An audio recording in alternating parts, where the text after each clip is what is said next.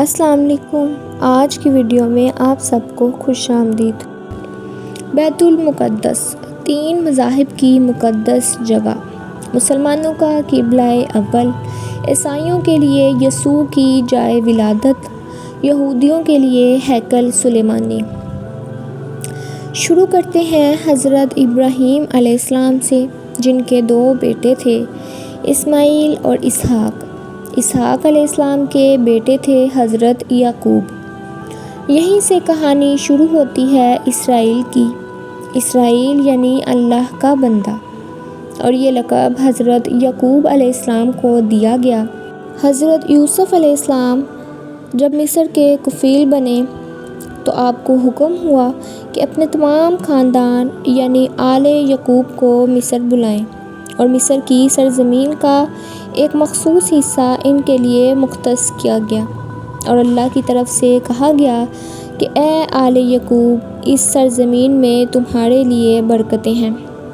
حضرت یوسف علیہ السلام 12 بھائی تھے، اسی لیے اللہ تعالیٰ نے ان کے لیے 12 چشمے جاری کیے، اور یوں اس سرزمین کا نام حضرت یعقوب کے لقب سے اسرائیل پڑ گیا، جسے آج یروشلم بھی کہا جاتا ہے۔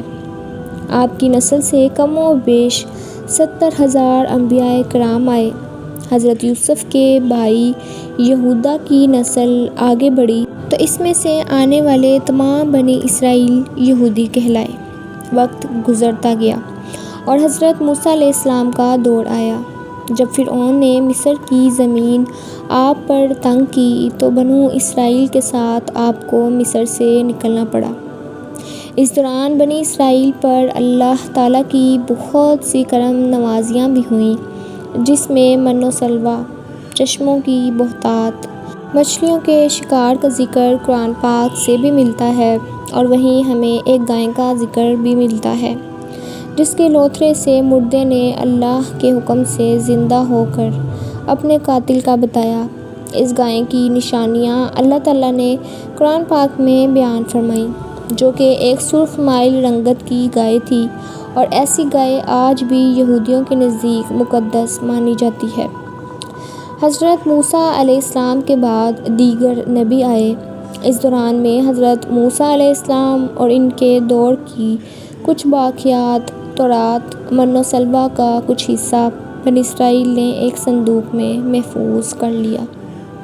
یہ اللہ کی طرف سے حضرت آدم کو دیا گیا ایک خاص صندوق تھا، جو نسل در نسل نبیوں کے پاس رہا، جسے قرآن میں تابوت سکینہ کے نام سے پکارا گیا ہے، اور یہ یہودیوں کو اپنی جان سے زیادہ عزیز ہے۔ حضرت داؤد نے جب جالوت کو ہرا کر اس سے تابوت سکینہ حاصل کیا تو یوں بنی اسرائیل نے انہیں نبی تسلیم کر لیا، اور حضرت داؤد علیہ السلام نے اس صندوق کی حفاظت کے لیے ایک ہیکل تعمیر کروانا شروع کیا، جو کہ ان کی زندگی میں مکمل نہ ہو سکا۔ ان کے بیٹے حضرت سلیمان علیہ السلام نے جنوں کی مدد سے اس کو مکمل کروایا، اور اسی دوران میں آپ کی بھی وفات ہو گئی۔ اسی وجہ سے اسے ہیکل سلیمانی کہا جاتا ہے۔ بعد ازاں بابل کے بادشاہ بخت نصر نے اسرائیل پر حملہ کیا اور ہیکل سلیمانی کو بھی گرا دیا، اور تابوت سکینہ بھی اپنے ساتھ لے گیا۔ سائپرس دی گریٹ نے دوبارہ یہ شہر حاصل کیا، یہودیوں کو دوبارہ یہاں آباد کیا، اور تابوت سکینہ کو بھی واپس لایا گیا۔ ہیکل سلیمانی ایک دفعہ پھر تعمیر کیا گیا۔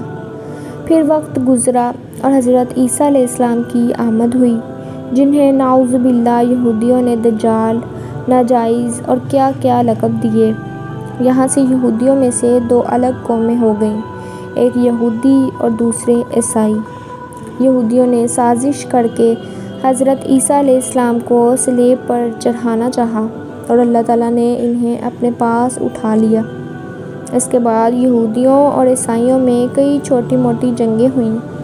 پھر عیسائی رومی بادشاہ ٹائٹس نے اس شدت سے یروشلم پر حملہ کیا کہ اس پورے علاقے کی اینٹ سے اینٹ بجا دی، ہیکل سلیمانی کو گرا دیا، جس کی صرف ایک دیوار اس وقت اپنی اصل حالت میں موجود ہے، جسے دیوار گریہ کہا جاتا ہے۔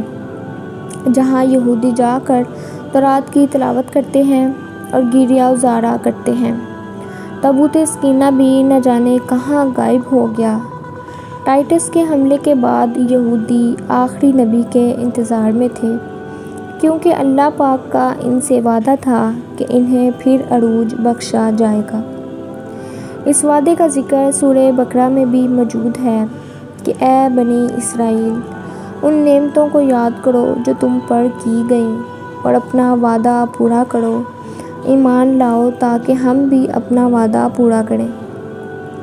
قیامت کی نشانیوں میں سے ایک نشانی یہ بھی ہے کہ ہیکل سلیمانی کی 3 دفعہ تعمیر ہوگی، جو کہ 2 دفعہ ہو چکی ہے۔ یہودی اپنے مسیحا اور آخری نبی کے انتظار میں تھے کہ ٹائٹس کے حملے کے 500 سال بعد نبی آخری الزماں کی ولادت ہوئی۔ یہاں یہودیوں کو یہ جھٹکا لگا کہ سارے نبی حضرت اسحاق کی نسل سے ہیں، تو آخری نبی حضرت اسماعیل کی نسل سے کیوں کر آ گئے، اور انہوں نے ایمان لانے سے انکار کر دیا۔ مسلمانوں کے لیے بھی وہ انبیاء کی ہی نشانی تھی، اسی لیے ہیکل سلیمان کو بیت المقدس کا نام دیا گیا۔ اسلام کے آغاز میں یہودیوں کو قائل کروانے کی خاطر ہی بیت المقدس کی جانب منہ کر کے نماز ادا کرنے کا حکم ہوا، کیونکہ یہودی اسی طرف منہ کر کے عبادت کیا کرتے تھے۔ 17 ماہ بعد ہماری عبادت کا رخ بیت المقدس سے بیت اللہ کی جانب موڑ دیا گیا، کیونکہ مسلمانوں کا شروع سے قبلہ اول وہی رہا جس سے پہلے حضرت آدم اور پھر حضرت ابراہیم علیہ السلام نے تعمیر کیا۔ حضرت عمر رضی اللہ تعالیٰ عنہ کے دور حکومت میں اسرائیل یعنی یروشلم پر عیسائیوں کا قبضہ تھا۔ بیت المقدس کے ہی احاطے میں انہوں نے گرجا گھر تعمیر کیا ہوا تھا، اور عین تابوت سکینہ والی جگہ وہ گند پھینکا کرتے تھے یہودیوں کی نفرت میں۔ یروشلم کی فتح کے وقت جب حضرت عمر وہاں گئے تو عیسائیوں پر برہم ہوئے، وہاں صفائی کروا کر مسجد تعمیر کروائی، اور قرآن میں موجود معراج والے واقعے کی نسبت سے اس مسجد کو اقصیٰ کا نام دیا۔ یہودیوں کی دیوار گریہ بھی اسی احاطے میں موجود تھی، تو زائرین کی حیثیت سے انہیں بھی وہاں آنے کی اجازت دے دی گئی۔ خلافت عباسیہ تک یروشلم ایک مسلم شہر رہا۔ اس کے بعد عیسائیوں نے دوبارہ یروشلم پر حملہ کر کے اس پر قبضہ کر لیا۔ صلاح الدین ایوبی نے عیسائیوں کے خلاف 50 سے زائد جنگیں کر کے بیت المقدس دوبارہ حاصل کیا، اور پھر 700 سالوں تک یہ خلافت عثمانیہ کے زیر سلطنت رہا۔ یہودیوں کو بھی دیوار گریہ تک اپنے مذہبی اقدامات کی آزادی رہی، اور یہودی آہستہ آہستہ پھر یروشلم میں آباد ہونا شروع ہو گئے۔ اس دوران میں کئی بار انہوں نے خلافت عثمانیہ کے سلطان کو پیسوں کے عوض یروشلم انہیں سونپنے کا لالچ دیا، لیکن ناکام رہے۔ اور پھر دوسری جنگ عظیم میں عیسائی سپاہی ہٹلر نے چن چن کر یہودیوں کو مارا، تقریباً 60 لاکھ کے قریب یہودیوں کا قتل عام کیا گیا، اور یہ در بدر بھاگنے پر مجبور ہو گئے۔ اس دوران میں انہیں یہ اندازہ ہو چکا تھا کہ انہیں اب خود اپنی پہچان بنانی ہے، اور بائبل میں موجود یہودیوں کے آخری عروج سے قبل والی کئی نشانیاں بھی ظاہر ہو چکی تھیں، اور وہ یہ تسلیم کر چکے تھے کہ ان کا آخری مسیحا اب دجال ہوگا، جس کی بدولت پوری دنیا میں ان کا دوبارہ بول بالا ہوگا۔ انہوں نے برطانیہ سے ساز باز کر کے خود کو الگ ریاست تسلیم کروا لیا۔ یوں اسرائیل باقاعدہ ایک ملک کی صورت میں دنیا کے نقشے پر ابھرا۔ پھر آہستہ آہستہ انہوں نے فلسطین اور دیگر مصری علاقوں پر بھی قبضہ کر لیا۔ عرب ممالک اسرائیل کے خلاف جنگ پر آئے، لیکن اس وقت تک یہ خود کو اتنا مضبوط کر چکے تھے کہ عرب ممالک کو اس ایک چھوٹے سے ملک سے منہ کی کھانی پڑی۔ عیسائیوں نے بھی دیکھ لیا کہ اب ان سے لڑ کر کچھ وصول نہیں ہونا، تو باقاعدہ گرجا گھروں میں پادریوں نے تقریبات منعقد کیں، اور یہودیوں کے لیے معافی کا اعلان کیا گیا۔ یوں سیاسی اور اقتصادی مفاد پرستی نے 2000 سالوں سے ایک دوسرے کے ازلی و جانی دشمنوں کو ایک صف پر لا کھڑا کیا، اور قرآن کی بات بھی سچ ہو گئی کہ یہود و نصارہ ایک دوسرے کے دوست ہیں۔ یہودیوں کے عقائد کے مطابق وہ ہیکل سلیمانی کی حفاظت نہیں کر پائے تو خود کو قصوروار کہتے ہیں، خود کو سزا دینے کے لیے زنجیروں اور چمڑے سے پیٹتے ہیں اور دیوار گریہ کے پاس آہوزاری کرتے ہیں۔ وہ ایمان رکھتے ہیں تیسری بار انہیں پوری دنیا پر حکمرانی حاصل ہوگی، اس کے لیے انہیں مسجد اقصیٰ کو گرانا ہوگا، جس کی تیاری وہ کر چکے ہیں۔ کب سے مسجد اقصیٰ کے نیچے بارودی سرنگیں بچھا دی گئی ہیں۔ اس کے بعد ہیکل سلیمانی تعمیر کر کے تابوت سکینہ وہاں رکھنا ہے۔ تابوت سکینہ بھی وہ دوبارہ حاصل کر چکے ہیں، لیکن مسئلہ تھا سرخ گائے، کیونکہ ان کے عقیدے کے مطابق وہ ناپاک ہیں، اور جب تک پاک نہیں ہو جاتے ہیکل سلیمانی تعمیر نہیں کر سکتے، اور پاک ہونے کے لیے سرخ گائے کی قربانی دینا ہوگی۔ وہ گائیں جس کی نشانیاں قرآن پاک میں بیان کی گئیں، جو اس وقت بھی انہیں ڈھونڈنے میں مشکل ہوئی تھی، اب بھی 100 سال تک وہ ویسی گائیں کی تلاش کرتے رہے۔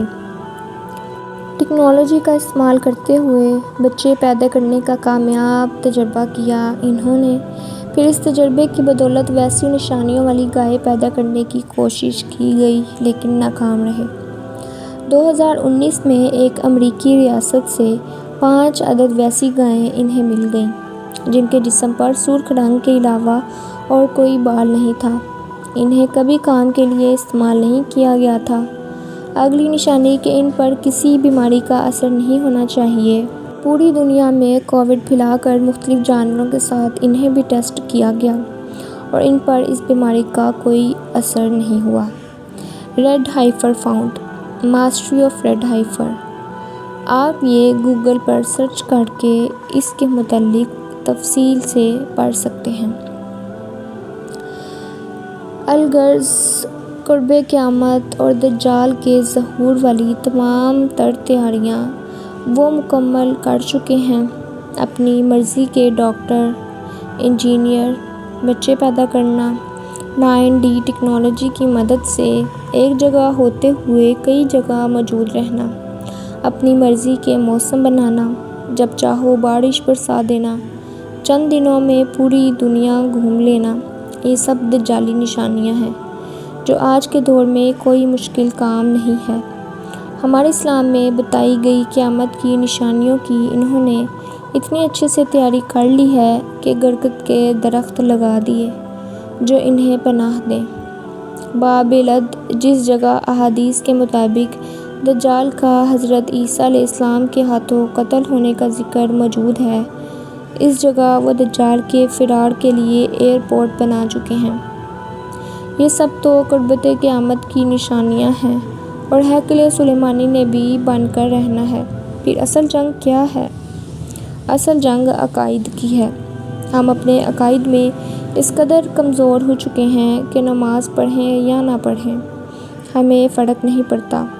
اپنے بہن بھائیوں کا حق کھا کر خوشی محسوس کرتے ہیں اور فرقوں کے خلافات میں الجھے ہوئے ہیں۔ فلسطینیوں کے لیے سوائے دعا اور احتجاج کے ہم کیا کر سکتے ہیں؟ کیا ہم اپنے عقائد کے اتنے مضبوط ہیں کہ ڈالر کے بہکاوے میں نہ آئیں؟ کیا ہم یہودیوں کے مقابلے میں نکلنے والے خراسان مجاہدین کی لسٹ میں آتے ہیں، یا بس سوشل میڈیا کے تماشائی ہیں؟ اگر آج دجال ظاہر ہو جائے اور توبہ کا دروازہ بند ہو جائے تو ہماری آخرت کے لیے کیا تیاری ہے؟ سوچ کر جواب ضرور دیجیے گا۔ اللہ تعالیٰ ہمیں سیدھے راستے پر چلنے کی توفیق عطا فرمائے۔ مجھے اپنی دعاؤں میں یاد رکھیے گا۔ اپنا بہت خیال رکھیے گا۔ امید ہے آپ کو یہ ویڈیو ضرور پسند آئے گی، اور اس طرح کی معلومات نہ کبھی آپ نے سنی ہوں گی نہ پڑھی ہوں گی۔ ملتی ہوں آپ سے اگلی ویڈیو میں ایک نئے ٹاپک کے ساتھ۔ تب تک اس ویڈیو کو لائک کر دیجئے اور میرے چینل کو سبسکرائب کر لیجئے۔ اللہ حافظ۔